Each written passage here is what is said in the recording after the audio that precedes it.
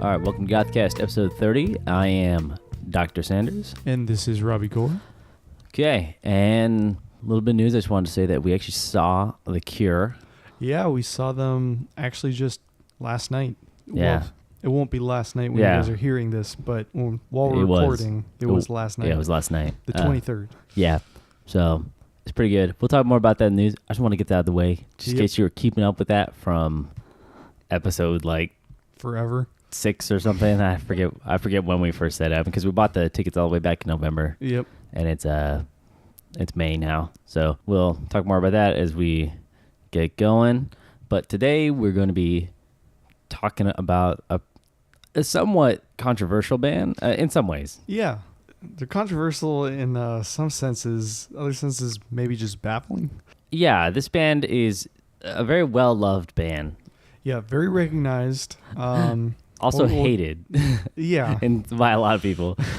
But it's Ministry. Yep. So they're most well known as an industrial metal band. Yeah.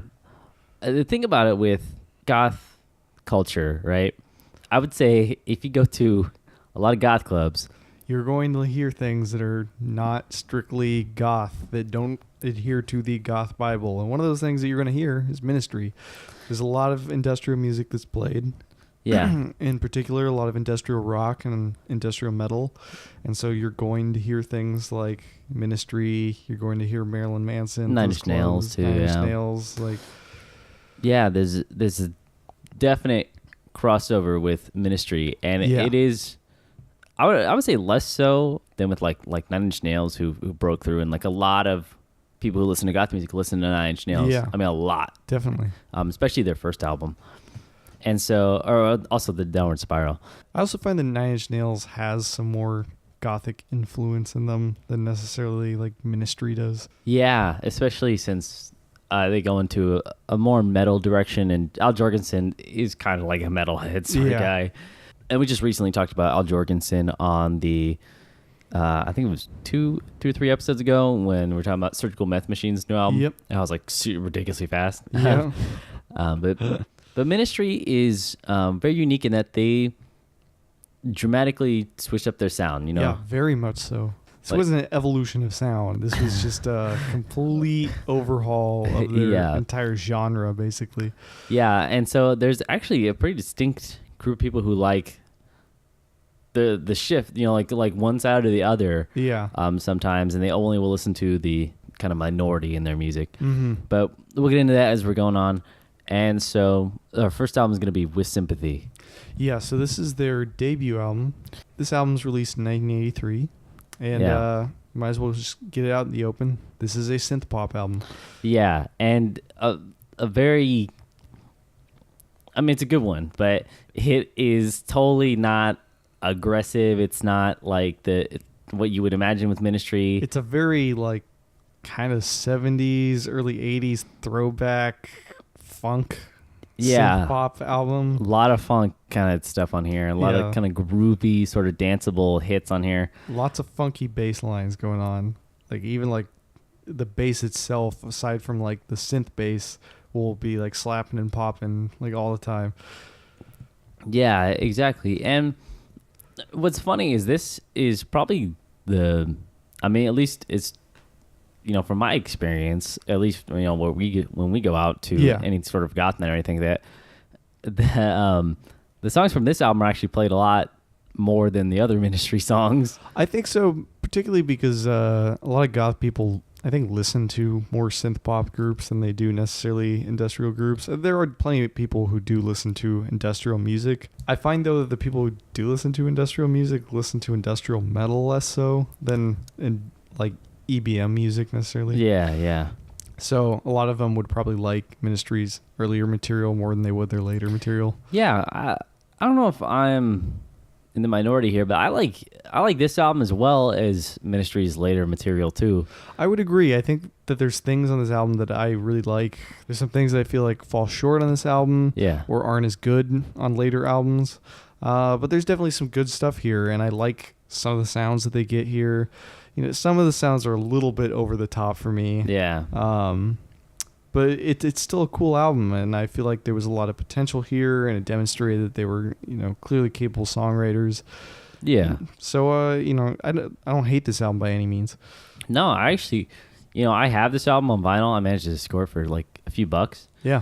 Which is not that common because Al Jorgensen has disowned this album. Yeah, he hates it. He talks frequently about how the whole reason they were a synth pop outfit was because of pressure from the label, and that he didn't really want to do it. Yeah, and as far as as anybody knows, that's true, because a lot of the demos he had before that were a bit more aggressive, and with this, it seems like they went full on like new wave, kind of like, with the hair and very much so. Yeah, and the look, and honestly, the album art's freaking awesome. I think the album art looks great. I love it, man. It looks like a great gothic album. Yeah, it's pretty cool. But yeah, they have that huge, like really keyboard heavy, very vocal driven, dancey kind of sound. What's funny is, I don't know how successful this album was, or if it was successful, but yeah, not particularly.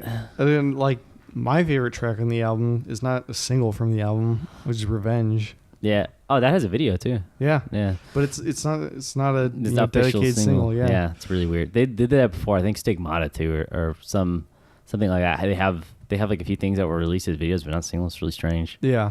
But I like this album a lot, and I actually think if they had done another album like this, I probably would have liked it too. Ministry is actually pretty decent in terms of like structuring songs, which is obviously the most important with electronic music, is trying to get all the pieces to work together. And I think Al Jorgensen is pretty good at that, at least, or maybe has his band help him with it. But yeah. A lot of things in here. I like the most popular one that I hear whenever we go out is Work for Love. Yeah. What when it stops, and I'm gonna put that right here, because whenever you're actually like in a club and it comes on, everyone stops for the what. What? The love. What? That's another one of the really funky tracks on the album. Yeah. The song right before that, I Wanted to Tell Her. I can't figure out which song it is, but I think it might be a Michael Jackson song. Yeah. But I'm pretty sure that's a sampled bass line. Yeah. That's in there. That's funny. If it's not, then it's a blatant ripoff of a certain song. Yeah. As far as it might be. Because it's eerily similar. Yeah. But yeah, It's so good. Yep. I love that song. Yep. But also Effigy, or I'm Not an Effigy. I like that song a lot. Yeah, that's another one of my favorites on the album. The thing is actually with those songs, it's so funny because I mix up this album and Nina Hagen's Non-Sex Monk Rock. Yeah. Because I think it's like, I forget the song. It's like something Jack, like Mad Jack or something. Yeah. I'm sure somebody will correct me. But that song sounds a lot like the songs on this album. Mm-hmm. So usually whenever I'm like listening to this album, I want to listen to that album because like the keyboard sounds the same. By the way, it's a good album too. Whenever we do Nina Hagen, I love that album. But I just want to make that clear because you said like it reminds you of that one. It reminds me of the Nina Hagen one, but I don't know if the Nina Hagen one was released earlier. Yeah, I don't know. I'm not as familiar with Nina Hagen's material just because I never really got super into her. Yeah.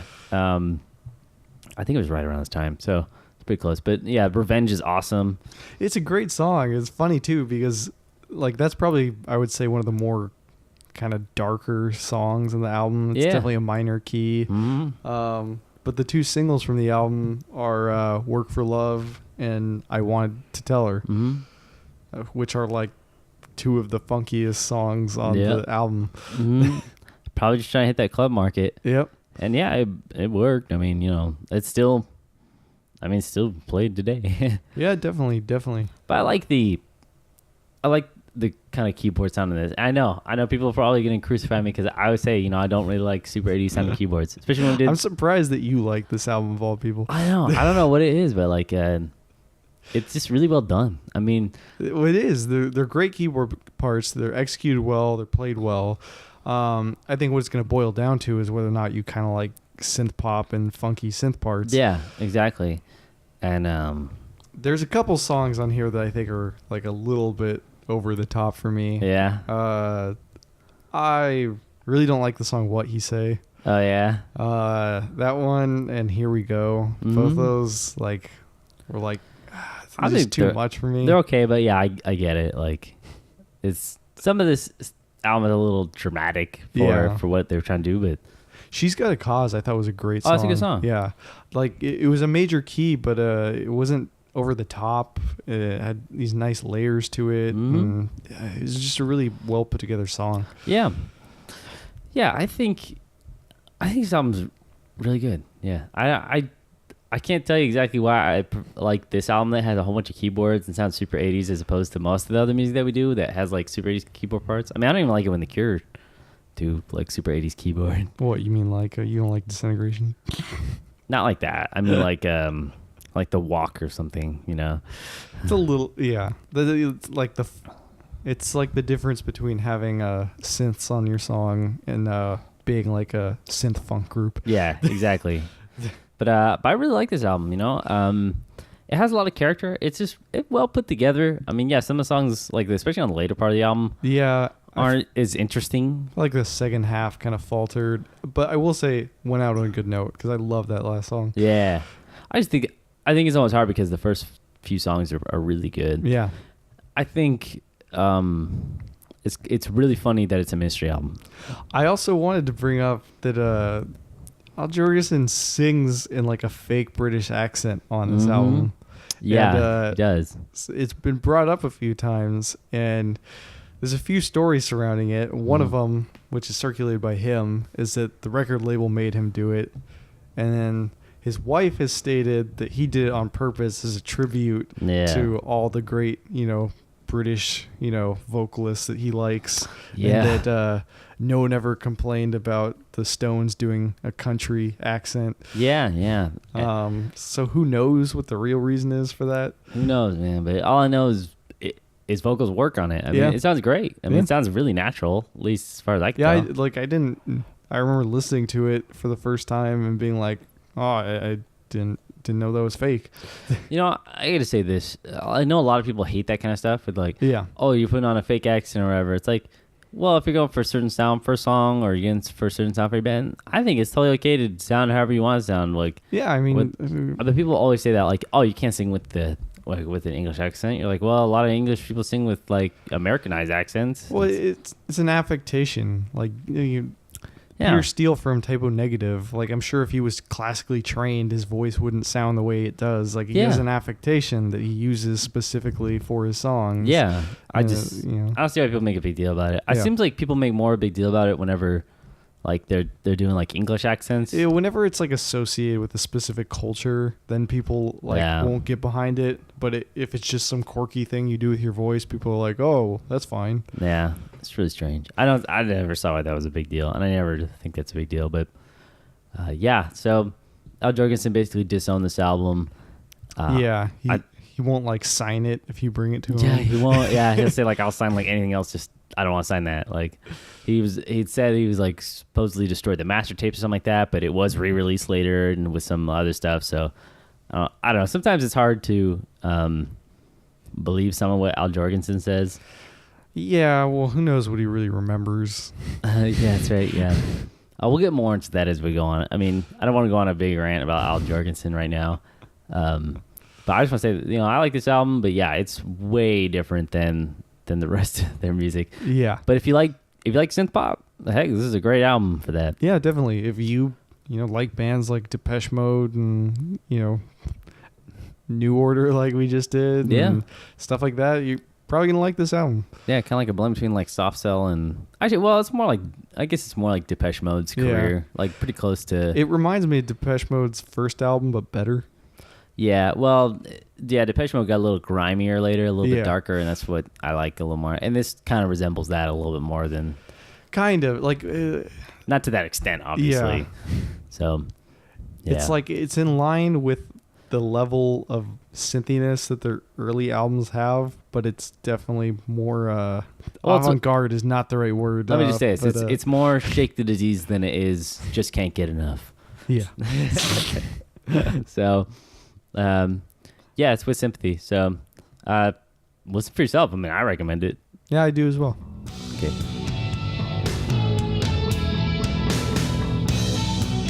Okay, this is recent interesting goth stuff. Yep. AKA Riggs. Yep. And like I said at the beginning of the podcast, just get out of the way, we did go see The Cure. Yeah, so we saw them last night, May 23rd. Obviously, that's not when you guys could be hearing it. Yeah. But So they were pretty good. yeah. I'll say this. I felt like they weren't super excited about playing for the first half of the show. Yeah. It really did seem that way. I don't blame them. The audience wasn't the best audience to play for. And Southern California. Yeah, and it was the Hollywood Bowl, so it's not a very, I don't know, intimate kind of venue Yeah. where you can really interact with your fans. There's not really even like a true pit there. Yeah. But I will say they did a very good job of replicating their songs and sounding like the record and kind of being spot on. It definitely wasn't a repeat of Bestival. I gotta say, their playing was really good, right? Yeah. Interactivity of the crowd, it's never been The Cure's strongest point. Yeah. And of course, Robert Smith is famous for mumbling between songs. And I think they're also used to more European audiences where the audience interacts with you. And in America, especially, you really kind of have to like work to win the affection of your audience. Yeah, and they ain't gonna do that. Yeah, I know. But they had a great set list. They did. They played, I'll just run through a ton of stuff. I mean, they played a Night Like This, Pictures of You, Love Song, A Letter to Elise, Fascination Street. They played The Hungry Ghost, which is a weird one. At least, Yep. They played The Caterpillar, which is funny. In Between Days, and they did like 4 encores. Yeah, they had 4 encores. Yeah. Each one with like 3 songs each or something. Like, Yeah. Well, it's weird. The first encore was just the new song, It Can Never Be the Same. yeah. And then they went off stage right after playing that one song. They did Shake Dog Shake. They did A Forest. I mean, they did pretty much everything you want. They even did played Boys Don't Cry. Yeah, they did play Burn from the Crow soundtrack, which is cool. Yeah, that's something they never play. Yeah, I think they just started adding it to this tour, which is cool because that's a great song that never really got. There's no live footage of it really. Yeah. But I mean, they played pretty well. But yeah, I will admit that the first part of the show didn't seem like they were really into it like all. Yeah, and you could tell, especially like when they started to get some momentum, and I'll say it sounds a little ridiculous to say when they got to the encore, but the encore was about 45 minutes. So, right. By the time they got to the encore, they seemed like they were actually really excited to be playing, and there was a real energy between the band. And that's when I really kind of started getting the show and really started enjoying myself. And I wish that that had been the case throughout the whole show. Yeah. That being said, it was still a very good show. They did a good job of replicating the songs. I think a big reason why, particularly, this tour sounds a lot better than the Bestival tour is Reeves Gabrels took on a lot more of the guitar work. A lot of it, yeah. Because he typically kind of just is like a background guitar player, but he was pretty much the lead guitarist on this tour. Yeah. He was taking over a lot of the guitar, and he was usually the most prominent of him and Robert Smith. And he's definitely capable of it. I mean, he toured with David Bowie and wrote songs for David Bowie and the Tin Machine. Yeah. So he's like crazy history. It's even funny because he's starting to look like he belongs in the Cure more. Yeah, I know. He's got the hair now. Yeah, because before Reeves was always like, short hair. Yep. And kind of just looks like. Just wore like a black button up. Yeah, but now he kind of looks more like. He's almost starting to look like Porl. Yeah, a little bit. Yeah, like he's got his own signature Cure guitar. Yeah. That's by Reverend Guitars. Yeah, it's pretty cool. I mean, he's really good. It was funny because I'm so familiar with how they perform live. Yep. I mean, and so what we were doing is like bringing the guitar out on stage. I'd be like, "Hey Robert, are you gonna play Lullaby?" And like 2 seconds later, dun, dun, dun, dun, dun, dun, like I would just know right away, or like I would hear like just the guitar effect. I'd be like, "Then play Just Like Heaven." And then play it. Just because I listen to so much like live stuff, like pretty much anytime it's gonna be Boys Don't Cry. Yeah, I know. Yeah, I guess that one too. I was like I just heard the ding. I was like, oh, Boys Don't Cry. Just that first note. But yeah, I listen to so much of their live stuff, and pretty much anytime a pro shop video comes out of one of their concerts, I watch it. So Yep. I was really familiar like with the guitars and everything, and the sets are, they played a lot of the material pretty similar to how they did. But yeah, Reeves definitely seems like he's taken on a bigger part in the band. And I think that's a good direction for them. Yeah. Simon Gallup, of course, couldn't stop running around. Yeah. he was having fun. Yeah, he was. And the whole screen thing was cool too. Like they had the screen behind them, and Okay, I'll say this. The way the Hollywood Bowl was set up for that show was not set up right. oh, it was awful. So they had 2 cameras set up facing the 2 corners of the stage, which was feeding the main monitors on either side of the stadium. Yeah, so what that means is where we're like, If you're in the center, yeah, you basically, off to your sides, you have, 2 giant screens. well, technically 4. Oh yeah, well yeah. But you have 4 giant screens, and on one side you basically just have kind of like the right hand side of the stage, and on the other side the screens are displaying like the left hand side of the stage, and Robert Smith is nowhere to be seen on any of these 4 monitors. Yeah, so basically throughout, I mean, everybody knows if you go to a big concert, you're probably gonna be watching the screens and the stage most of the time. You're probably gonna be watching a combination of the 2, right? Unless you have like crazy good tickets, like yeah. So basically anybody who was even, I mean, past the first main row of stuff, you're probably gonna be watching the screens a lot. Yep. But they're stationary, they don't move, and you have 2 screens, 2 gigantic screens focusing on Reeves. Yep. Who most people don't even know who he is. Yep. I'm sorry to say that, but that's true. No, it's true. And then you have 2 screens focusing on Simon Gallup running around stage. Simon Gallup and their keyboardist. Yeah. And so, basically you don't get to see Cooper or Smith at all throughout the whole show. And so The only time you got to see them was from their back screen, which was actually way cooler than any of the other monitors, Yep. which was playing like little bits of music videos and different backdrops. And at one point, it was displaying a camera on each member of the band. So clearly, they had cameras set up on each member of the band. I know. So I don't know why it wasn't being fed to those monitors. I don't know. It was weird.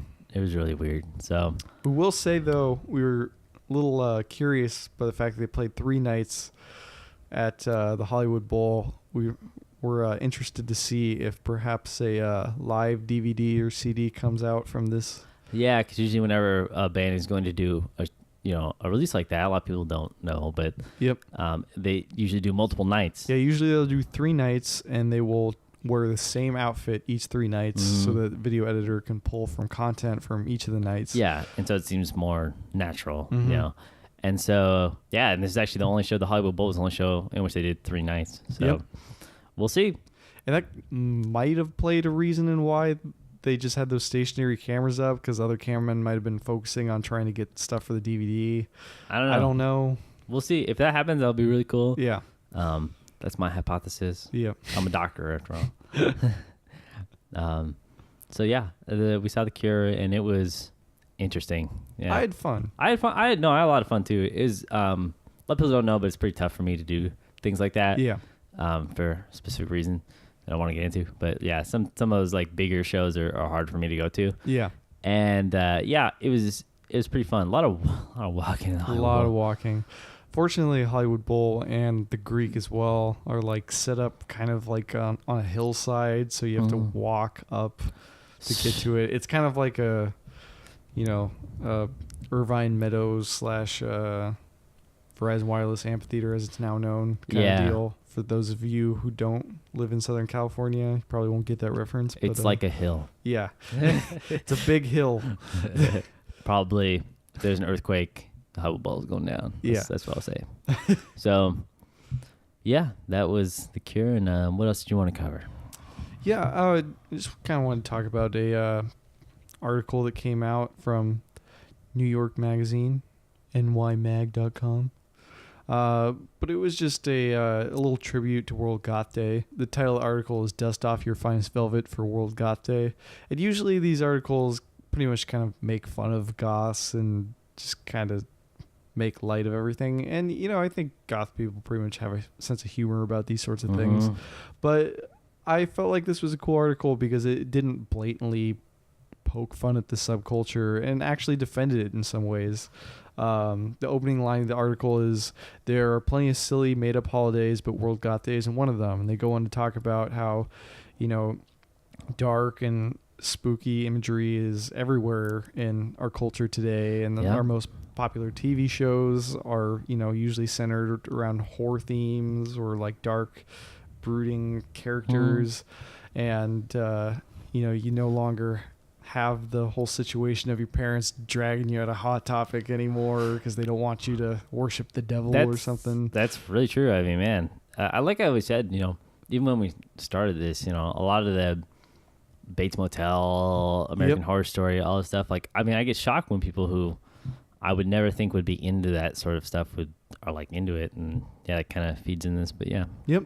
And the article even goes on to say that actually goths grow up to be, to quote them, fairly well-adjusted, socially productive adults. Some grow up to be icons, and they mention Gillian Anderson, who posed as Morticia Addams for photographer Mike Selger, and mentions how that's probably on the walls of many people's apartments. Yeah.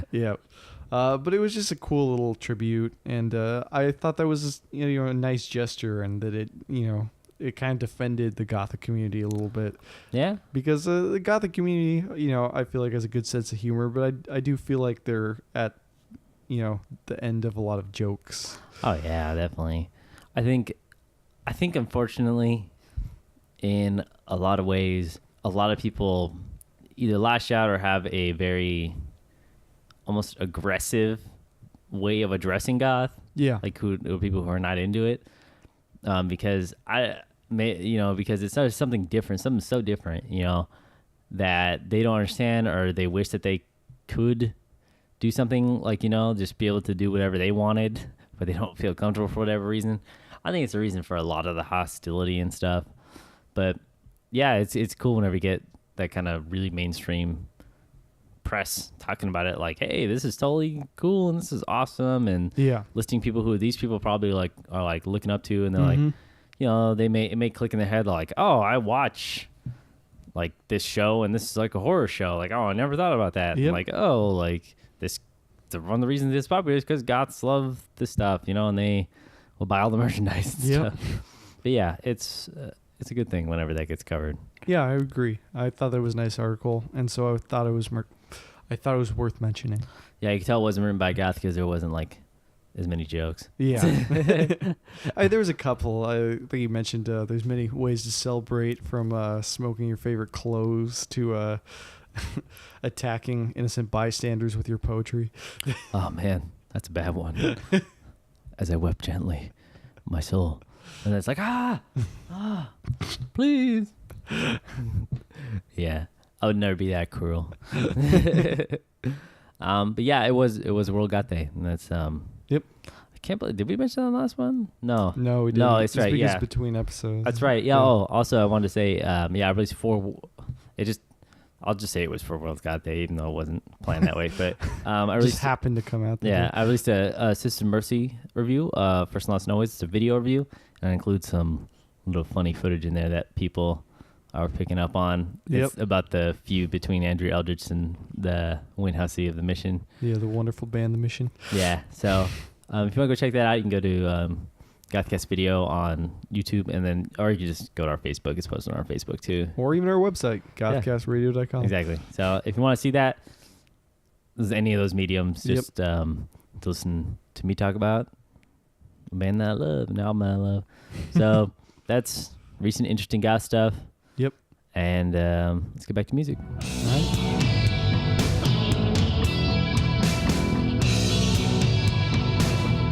Okay, so we're going to talk about Twitch now. This was their second studio album, released in 1986. So 3 years later. Yeah, and so at this point, they had been released by Sire Records, and so Jorgensen was granted much more artistic control over the production of the album under their new label, Arista/BMG. Yeah. And they definitely, on this album, push more towards an industrial kind of sound. Yeah, definitely. And this is what most people think of as like industrial rock, or just industrial music. I would say this is like a lot of this kind of the next album much more so I feel like encapsulates industrial rock than this album. This Yeah. one to me feels a little bit more like industrial and EBM music and like Yeah, the shift for this album, it was necessary yeah. for Jorgensen to do it, because he felt like, he wasn't making the music that he wanted, and he felt like he could make, successful music that was a lot harder, a lot less melodic. Yeah. And Twitch is okay for me. Like, Yeah, I kind of have to agree with you. So for me, this album, it's an interesting, push for the band into new territory. yeah, Not necessarily even new because, obviously we have demos of earlier work that's much heavier than their last album was. But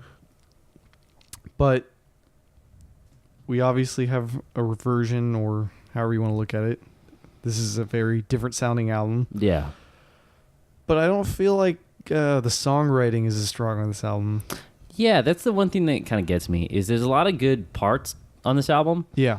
Unfortunately, I think it gets into a little bit of that sort of repetitive bit. Some songs are a little bit repetitive. Yeah, this is the one thing that I usually kind of criticize industrial bands for, is that a lot of them seem to kind of fall into the hole of like where they just play the same loop over and over and over again. Yeah. And just kind of riff on that.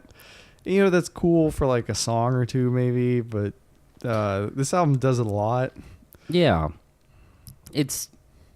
I think we mentioned that when we did Skinny Puppy a little bit, that some of that is a little repetitive, and I just tend to like it whenever, you can do that. You can definitely make a song like with parts like that, but you have to kind of mix it up a little bit, Yeah, like Skinny Puppy, they do the repetitive kind of thing, but it's definitely nothing about that is mundane. You got all kinds of samples being thrown at you and Exactly. crazy drum beats and Yeah, and I feel like on this album it's a little less put together. yeah, it feels a little some songs feel a little predictable to me, like if I'm being honest. Yeah. As far as actual songs go, Over the Shoulder, it's like 7 minutes long, and the vocals are like pretty sporadic, but the song in itself is okay. It definitely is the hint of like this album is, or just to tell that the album's a lot more aggressive. Even the vocals are a lot more like growling, gravelly. Yeah, they're definitely, even I would say even perhaps more gravelly than some of their later records. Like, for some things, yeah. Just like the way they're produced, like they kind of have that whole telephone vocal thing going on. Yeah. I'll say that the catchy songwriting and stuff, like for the melodies or the vocals being pushed to the forefront, it's gone here. Yeah, it's definitely gone. But there's songs that I still like. I thought for me, The Angel was like a really cool track. That's my favorite song on the album. Yeah, same with me. I think it's the best song on the album. Mm-hmm. Clear indication that they still have it, that they're capable of, putting out something great, and it's kind of what makes me want to listen to the next album. Yeah. Not to say that I don't, appreciate what's on this album. Yeah. But it's not my favorite album by them. Yeah, I would agree. But yeah, the Angel, it's like kind of melodic, at least melodic for this album. Yeah. And the vocals have this soft quality, even though they're still gravelly, and like just the way that they mix together. And there's cool lush pads that are kind of like thrown on top of the song. Exactly. It's really cool. I like that. Yeah, I really like the song We Believe. Yeah. It's definitely got like a darker sound to it. Mm-hmm. And it's still very industrial, but it's a very danceable track, and so I don't mind like the repetitiveness of it. Mm-hmm. Yeah, I gotta say it's just this album is just really hit and miss. Even the danceability of this, is that a word? It is technically. Even that's a little off for this album, even in terms of like darker industrial music. Not it is because it's pretty fast. Like yeah, and not that you have to have like like a 4/4 groove beat to do anything, because a lot of fast industrial songs, they are very danceable. Yeah, but this one just is. This album is just kind of a strange one. It just doesn't have that quality necessarily to it. Yeah. You can cut this out if you want. Okay. This album kind of makes me want to do PCP and drive through the 405. Yeah, something like that. Yeah, I would agree with that. But it's also important to mention that actually one of the bigger club hits for Ministry that would go on for, till now, it was released, I think, the year before this, and that was the single Every Day is Halloween. Yeah. And so That's a huge hit for them. yeah. So, and that's still like, a lot of people see as one of the goth anthems coming from Ministry. Yep. And it's an interesting song. I mean, I like it a lot. Yeah, I do as well. I think it's a really cool song. And I feel like it's, kind of an interesting transition period for them. Mm-hmm. Well, yeah, I know. Also, it's just like, yeah, that is an interesting transition period because it is going a little bit darker than With Sympathy was. Definitely. But it's not quite like Twitch. Yeah. But yeah, Every Day's Halloween. If you guys have ever been in a goth club or like a goth girl, like I know a goth girl who that song comes on, she's like literally just like, I gotta dance. She's Yep. like I gotta dance this song. Like this, I can't believe it. And then she sits there like dances and sings the entire song. So it definitely still has that quality to it, or definitely still has that appeal. Yeah, I think just the fact that it says Every Day's Halloween, like some people are like, Yep. oh yeah, that's me. So it speaks to them in this. I've had a lot of people mistake that for a Marilyn Manson song. Yeah, I think he did a cover of it or something. He might have. But then, yeah, obviously the Ministry one's a lot. I mean, in my opinion, is a lot better. I think it's a lot better. Yeah. So I think the only Marilyn Manson cover you ever really back was the Eurythmics cover he did. oh yeah, Sweet Dreams. Yep. I think there was another one he did that was pretty good that I can't remember what it was. We'll remember. we'll get to him eventually. Yeah, probably. I don't know. One of these days, I don't know when that we'll will have happen. a discussion about Yeah. Marilyn Manson. Prepping that one for some criticism. But yeah, like Every Day Has Halloween is great, but Twitch obviously doesn't resemble that song that much and doesn't resemble that sound. Twitch, I say, is a good stepping stone. It seems like a lot of people, as far as I've seen, because I was like, maybe I'm missing something about this album. Yeah. And I might be, I might be missing something that like makes this album appeal to me as it does to some people. But as far as I could tell, a lot of people actually have the same kind of feeling that the album after this is a lot better with the sound they're going with, and it doesn't have the same put together feeling that With Sympathy does, even though the songwriting from that album is a completely different approach. Yeah, I think a lot of people would agree. I think with Ministry fans, it's going to be really split. Like a lot of them are going to say, it's a great album. A lot of them are going to say terrible album.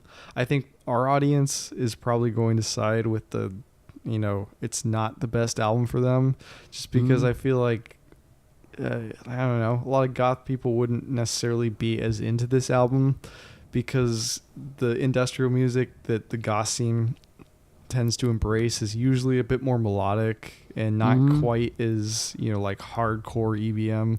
Yeah. Or what's that word? Dirgy? Is that a word? I don't know. Sludgy? I don't know. Sludgy's a word. No, okay. Dirgy's not. No, dirgy. Well, it's that thing that everybody's talking about? Gent rock? Degent? Gent. Yes, that's a form of metal. Yeah, I don't know. Something like that. But yeah, I mean, if you like Twitch, that's good. I'll be honest, I don't really like this album. I think The Angel's amazing. The Angel's a beautiful song. And Over the Shoulder is really good, but as far as anything else, I like that it's more aggressive, that's cool, but it's just lacking something. So yeah, I would agree. The last track is like really hit and miss. There's like parts of it that I like and parts that I don't. Oh, a lot longer songs on this album, by the way. Yes. Over the Shoulders, I wasn't as into. It's got more vocals on it, but like the arrangement of it, I didn't really care for. Yeah. Angel, I thought was really cool. We Believe, I thought was cool. Can't Stand Just Like You. I think that's a horrible opener for this album. Yeah, that's not as good as the next one we're seeing. Yeah. But yeah, it's just It's just For okay. me, it's an album. That's always the problem. Is it's hard to talk about okay albums. As far as the album art, it's okay too. I mean, Yeah, it's like no. a statue or something like that, or it looks like maybe Al Jorgensen's face, like all distorted or something. It looks like Al Jorgensen now. That's- oh man.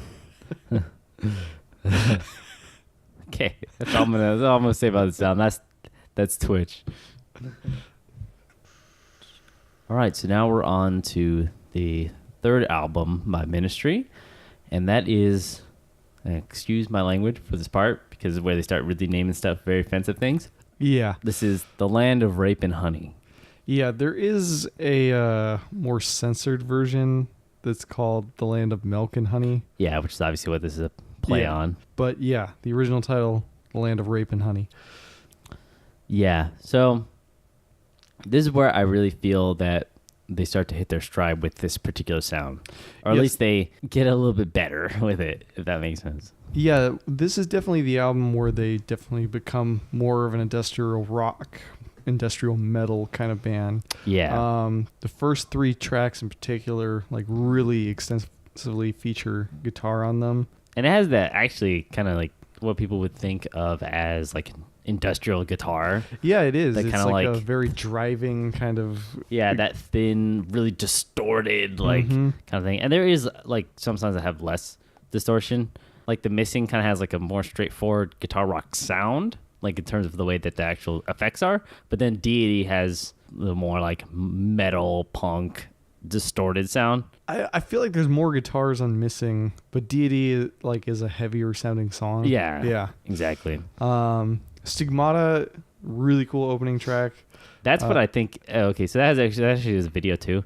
Yeah. Oh, Ministry's videos are they're okay. I mean, they're not great. I think they got better later.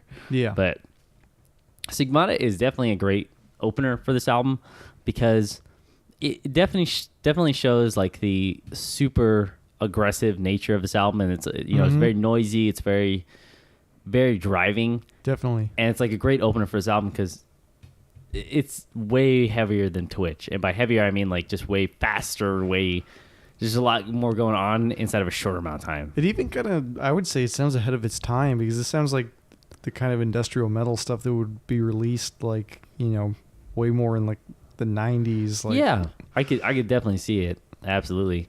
In fact, they would actually kind of continue a lot of this sound. Yeah. And kind of just mix it a little bit differently, and we'll see that as we go on to especially their albums in the 90s. But yeah, they definitely kind of kept this sort of formula going and just adjusted it.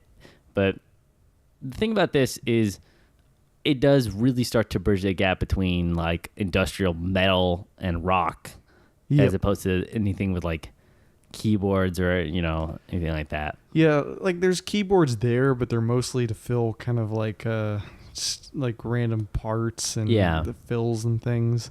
Like you might have like a bass line that's done on a keyboard or something Mhm. to fill things out, or like Yeah. some kind of layered lead that just sits on top of things. Yeah. But they're not the featured instrument as Mhm. much.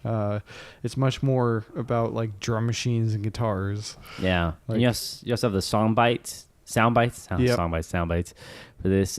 Golden Dawn. It's pretty much like all sound bites. I actually thought that was a really cool song. I thought it was cool too. Like I'm not usually into the whole like soundbite kind of song thing, Mhm. but I thought that one was really put together well. Like it's a nice blend between the beats and like kind of these really ethereal sounding pads that they Mhm. use on the keyboards.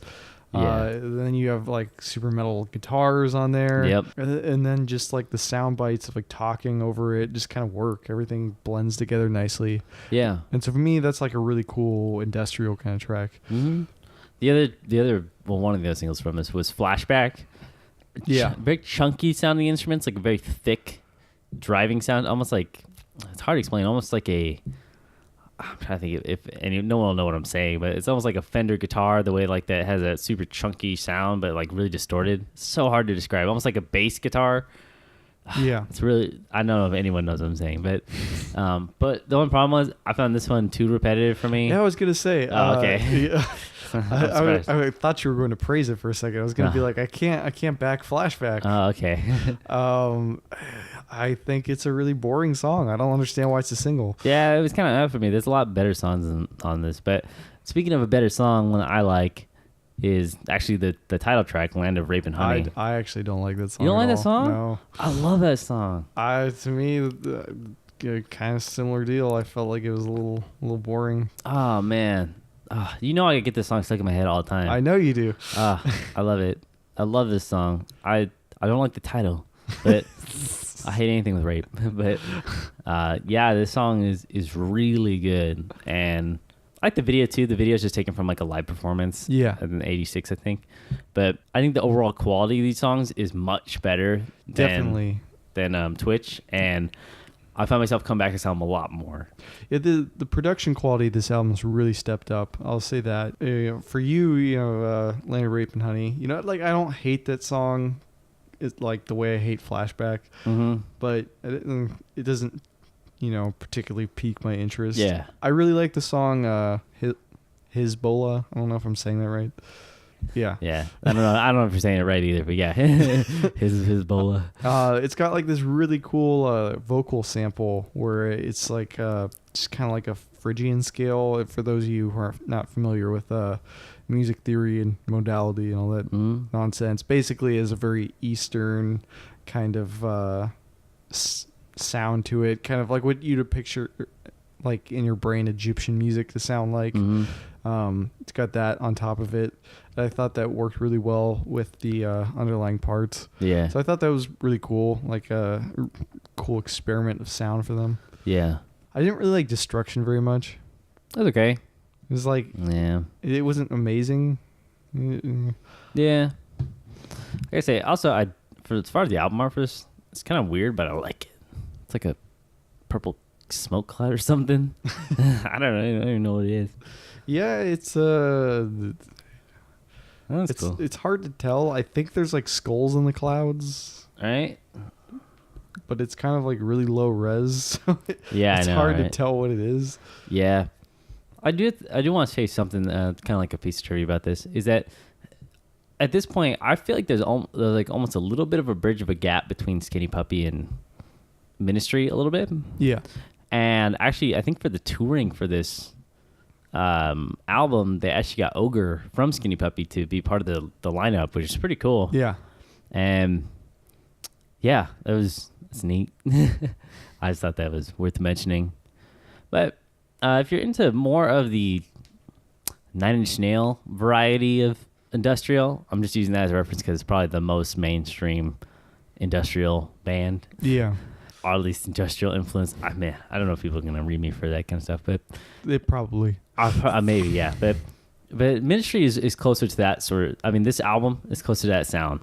It's not quite there. It's still To me, it's like closer to like a Skinny Puppy kind of thing. it's like almost in between it for me. I Yeah. don't know, but yeah, it is closer to Skinny Puppy. Yeah. But this album is getting closer to that. It is. To me, it's just still too. I know there's a few songs that like shine towards Yeah. that direction, but I would say the majority of the album sounds more like a Skinny Puppy kind of thing to me. I guess you're right. Yeah, that makes more sense. But yeah, Land of Rape and Honey. Yeah, Go listen to it. It's good. it is. All right, it is time for the fourth album, the last one on our trip into ministry. A mind is a terrible thing to taste. Released in 1989. You gonna go with that opening? Yeah, I'm gonna go with Okay. that. I like that. So this is the fourth studio album, and it's definitely they're hitting the industrial metal scene at this point. Right? Yeah, absolutely. This is like way more metal. The guitars are way more like thrash metal. Yep. The vocals Very are thrash and hardcore influence. oh, absolutely. The vocals are very like punk metal, where it's like almost just yelling. Yep. A good example of that is Thieves, which Yep. is one of their more popular songs, actually. It is. It's one of the bigger songs in this album. Yeah, and also it's a great live song, by the way. In fact, at the time, Ministry was actually a really good live band, and Thieves was like one of their better songs for that time. But obviously, very, very fast album. Yeah. But Really I good. actually think Thieves is a really good opener for the album. Oh yeah, I think so too. But then you also have songs like Burning Inside, again, really fast. I thought that one was really catchy. Yeah, I thought it was fun. Yeah, it's like a fun song. Yep. You also have Cannibal Song, which, while a little bit repetitive, it has like kind of spookiness to it, and I like it. I think so too. But you have Breathe, which I didn't like Breathe.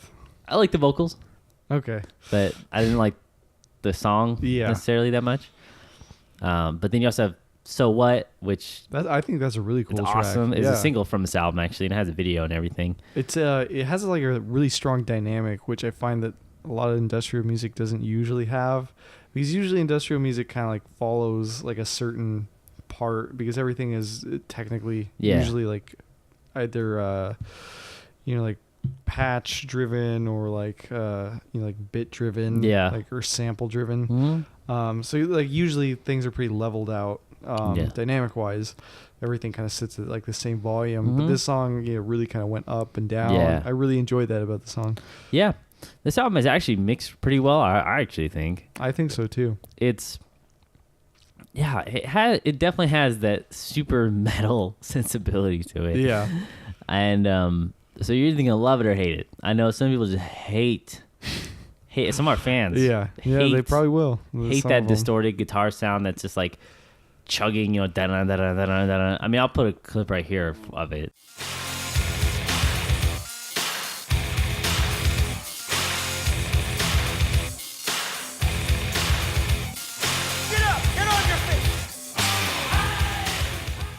It kind of reminds me, honestly, of like early kind of typo negative guitar tones, like kind of the tones, not in the detuned way, but like almost like Carnivore, which was before typo negative. Definitely that sort of sound.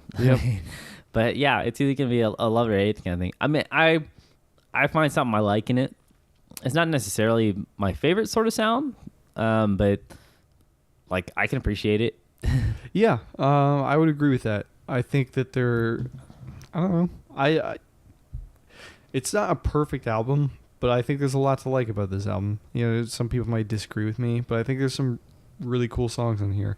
I think Thieves is a great track. I think Burning Inside is a great track. I liked Never Believe. I didn't really care for Breathe. I thought it was okay. It's fine. It's fine. Test, I felt like was a little formulaic. I didn't care as much for that one. Dream Song I thought was really cool.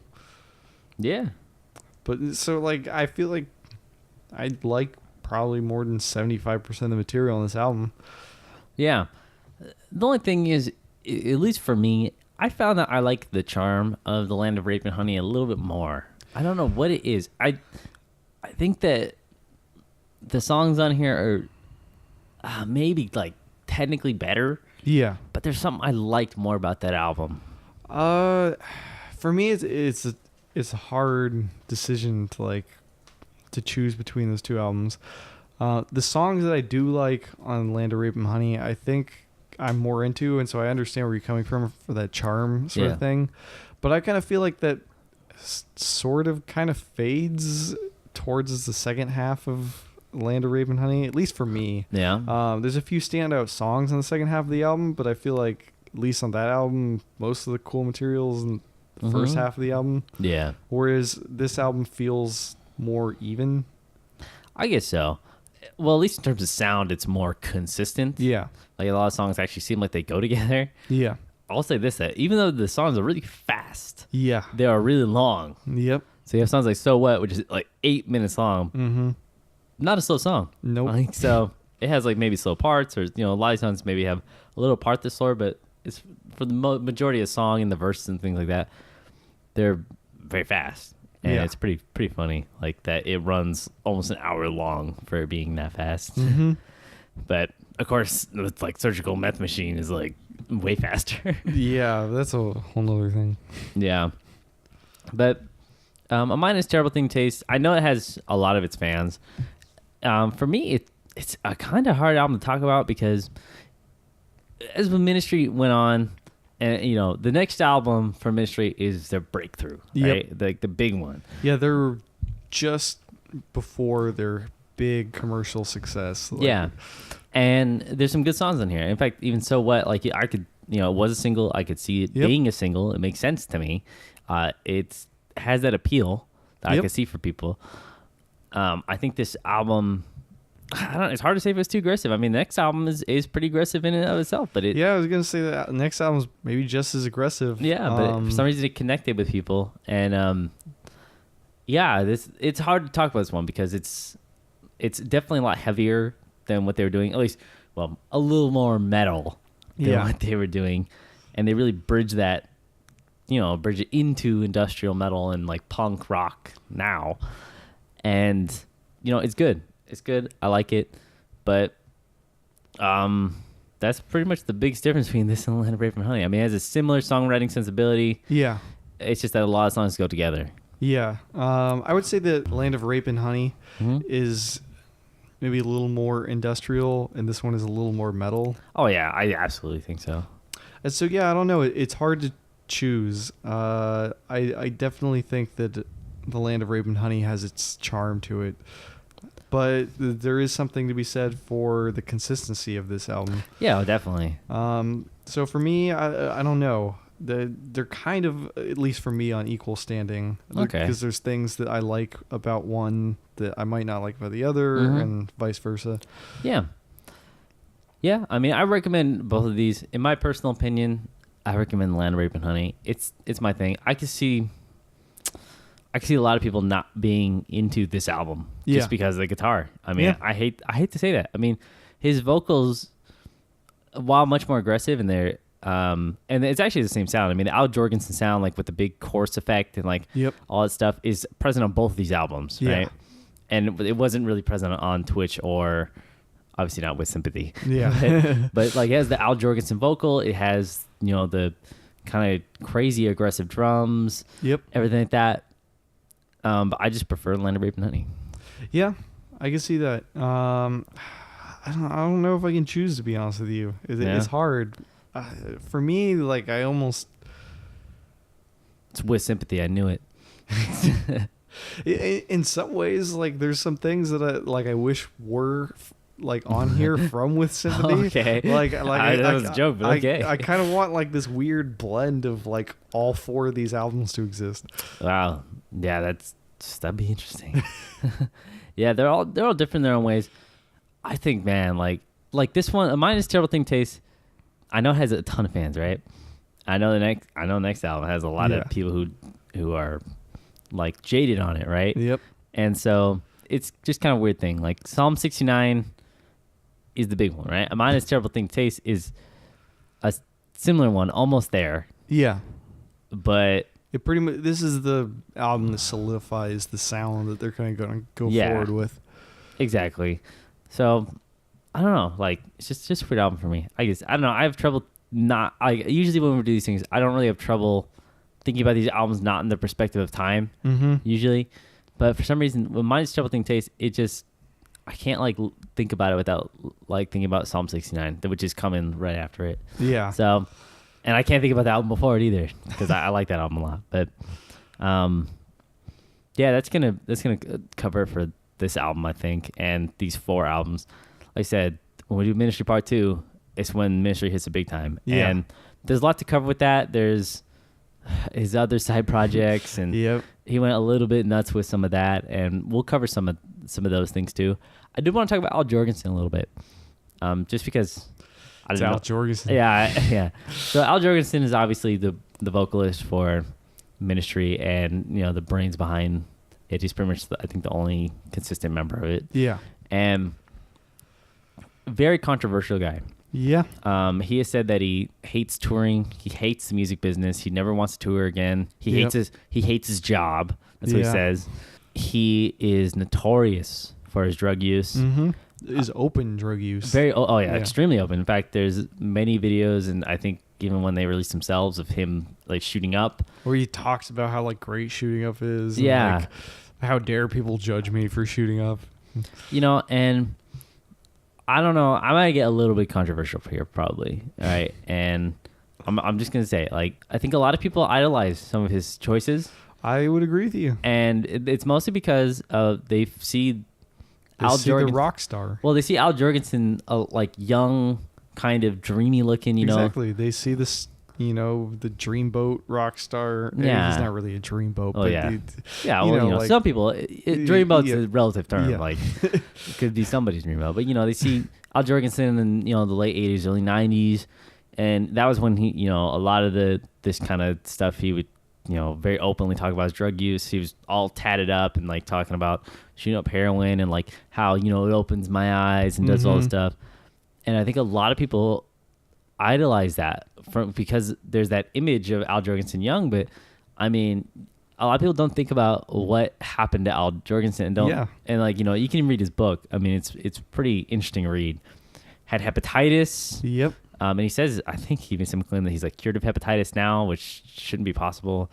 But he suffers from hepatitis. He almost had, like, I think it was either a leg or an arm amputated. One from a spider bite, another one from a dirty syringe. Yeah. I mean, he if you see him today, his face looks much different than it did. He's aged significantly. Yeah. And I just think a lot of people need to think about that sort of thing. I mean, he's more sober than he has been, I think, ever, right? Yeah. But he's still kind of fried. Yeah, he still has a lot of problems with it. I mean, he said throughout his whole life, he like never, you know, like nobody ever told him like doing drugs was bad, right? He was just around people who did the drugs that he did, right? And then he met his now wife, and then he realized like, oh, you know, maybe I should get clean. And then he got kind of clean, like he still drank wine and beer and smoked like a lot of pot. Yeah. And then I think even 2 years ago, 2 or 3, he had to go in for his alcohol problem. Yep. I mean, he's had a lot. He's replacing one addiction with another. Yeah, I think he even had to have like part of his toe amputated or something like that. Yep. This is, and don't quote me on that one, but you can look it up. But I'm pretty sure I read that. But it's just this very interesting. I think a lot of people idolize Al Jorgensen's drug use as the reason that he's able to do these things, right? And I think they're not looking at the bigger picture of how long it took him to do those things, or how like it negatively affected him. Yeah. I think there's also that myth and that lie that you know, drugs lead to creativity, when really all that's happening is that he's, you know, getting loaded enough that he doesn't mind working. Yeah. I don't want to say like I'm not anti-drug. Like I mean I'm not for drugs, but I'm not like I'll just write somebody off because they're on drugs, right? No, I won't either. But at the same time, like he was so like, oh, like drugs are like the best thing ever. Exactly. Like, that's the reason I'm addressing, because Yeah. a lot of people that we've talked about have done drugs. Yep. But the reason I want to address it is because Al Jorgensen was almost like a pusher of drugs. You know, like saying that like, oh, the reason I'm so amazing is He because was almost like the anti-Dare. Yeah, exactly. That's a good way to put it. But I feel like a lot of people idolize his drug use, and it's been a big part of ministry. I mean, like a lot of people talk about it. I think when Tool or something like that was touring with them, Yep. they were very aware of it. Mm-hmm. And they saw like, oh, you know, like they are really crazy. I mean, there's a lot of footage of like Al Jorgensen throwing up and all this stuff. So I would say if you get into ministry, like, and you see a lot of early footage or a lot of early interviews with them talking about all this, like, you know, like, oh, I can see into the divine eyes of God because like I'm getting closer and removing myself from the world, you know, into this higher plane. Because he's just loaded. Yeah, just remember that like he had a lot of problems with this stuff. I mean, I think he's still having problems with it. And I think he said his stepdad is still always worried that he's going to get a call that like he's dead. So I just thought that was an interesting touch on, just because ministry is that like, you know, dark, kind of eerie, druggy band, you know. Yeah, they're kind of like the darker counterpart, I would say, kind of like what was going on with Red Hot Chili Peppers, because they were also really known for their heroin use. Mm-hmm. And people pretty much only liked their music that was made when they were doing heroin. And this is kind of a similar situation where like the music is kind of associated with the drug use. Yeah, that's true. So like I said, with anything, especially with that kind of stuff, you always have to make up your own mind. So Yeah. yeah, just thought I thought it was worth talking about it because the man behind the music is very much associated with that. Yeah. So, but hey, some good music. Yeah. But it's probably just because he's Al Jorgensen, not just necessarily because he was sticking a needle in his arm. Yeah, I don't think that heroin, opened his eyes to the ether realms of music. Yeah. But this has been episode 30 of GothCast, and yeah, hope you enjoyed it. Kind of a weird subject there at the end, but it is what it is. I'm gonna throw this out there for the fans because we are recording this currently on yeah. Dr. Sanders' birthday, Ooh. and so it won't be his birthday when this gets released. But as we were recording it now on May 25th officially, Yeah. At Dr. like midnight. Sanders, yep, That's what we record. We don't record during the day, just in case you guys are wondering. it's Dr. Sanders' birthday. So if any of you guys want to wish him a happy birthday, belated birthday, I think he'd appreciate that a little bit. I don't know that I would, but thank you. I didn't remain pretty low key. He'd like it. He'd like it very much. Thank you. Thank you. Thank you, Robbie Gore. But yeah, I'm Dr. Sanders. I'm Robbie Gore. And of course, GothCast is part of the Belfry Network. It is a network of Gothic podcasts. They also have links to different YouTube channels, blogs, all kinds of different things related to goth culture. So if you are a newcomer to goth or you've seen everything there is to see, the Belfry will definitely offer something for you. And you can find it at www.thebelfry. That's THEBELFRY.RIP. Yep. And of course, we got to plug our social media as usual. And so we have our Facebook page, which is GothCast. We also have our Instagram page, just GothCast. We have our YouTube channel, which is GothCast Space Video. We have our website, which is probably the best place to find all of our content because that's where we aggregate everything, which is gothcastradio.com, no www. And then we have our Gmail account, which is gothcastradio@gmail.com. And so you can reach us at any of those mediums. And we're always happy to respond to comments, requests,